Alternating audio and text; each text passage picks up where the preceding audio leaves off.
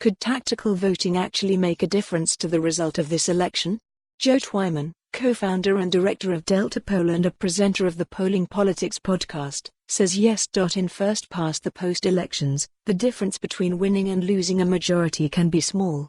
Really small. Back in 2017, the difference between Theresa May's Conservatives winning a workable majority and the hung parliament that we ended up with was just 75 votes. If 11 Labour voters in Kensington, 12 Labour voters in Dudley North, 16 Labour voters in Newcastle-under-Lyme, 25 Labour voters in Crewe and Nantwich, and 11 SNP voters in Perth and North Perthshire had all switched to vote Conservative, that would have meant 5 more Tory seats. In the end there were 31 seats where the margin of victory was fewer than 500 votes. In many seats, tactical voting will not make the slightest bit of difference. 192 seats, for example, have not changed hands since 1945.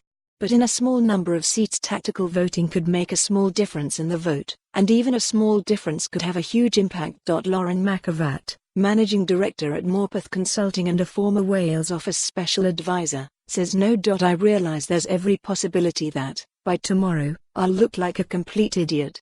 But I firmly believe that tactical voting won't make an overwhelming difference to the election result tonight. However many vote-swapping websites and last-ditch pleas from Remain candidates there are. Most people going to the polls today will rationalise that the choice is between Boris Johnson and Jeremy Corbyn as Prime Minister.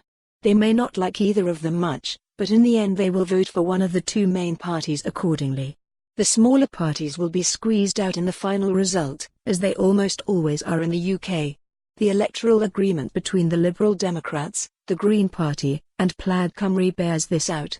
The formal pact was an admission that merely asking people to vote tactically or lend their votes just doesn't move the dial. Of course, we could wake up tomorrow to Prime Minister Jo Swinson, and a petrified British squirrel population. But I suspect not. Main image credit, Getty. For more on this story, visit the news article link.